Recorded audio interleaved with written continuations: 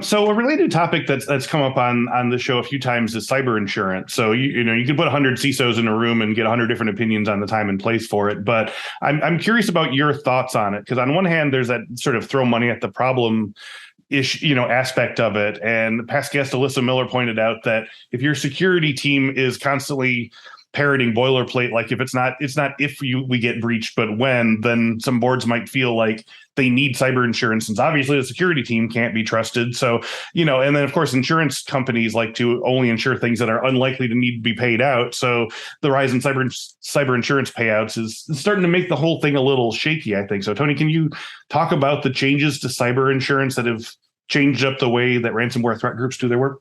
Yeah, absolutely. So I'll start with just my definition of cyber insurance, right? To me, it's just another risk mitigation. It's just something you're going to pay for so that in the case something does happen, I have a way of being able to, move that risk out. I'm going to get money if something like this happens, right? I think, by and large, and this is probably a hot take or an unpopular opinion, ransomware has really kind of shown people like how insecure they really are, right? And so cyber insurance is just another way to be able to get people to move that risk to something else. But now that cyber insurance has had to pay out so much, it's almost like, all right, well, if this is going to be a risk mitigation, then I'm going to make sure that you are probably not going to have to pay it out by making sure you have backups, by making sure that you have immutable backups, I should say. That's one of the ones that they just want to make sure you have, or an EDR solution, or a tabletop, or a laundry list of things.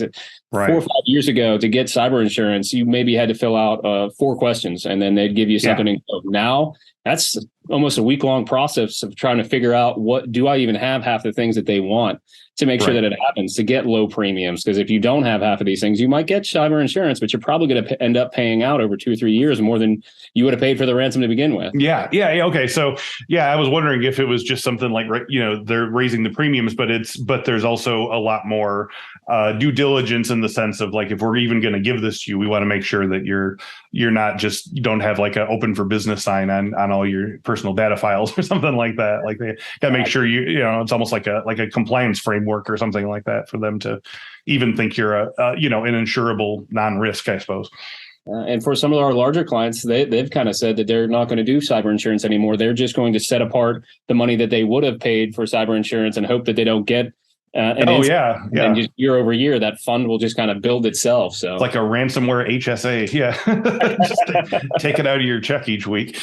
How about some free cybersecurity training resources for you and your team? Just go to infosecinstitute.com/free to get ebooks, training guides, and more than 100 cybersecurity training courses, all free for CyberWork listeners. Go to infosecinstitute.com/free and start learning crucial new skills today.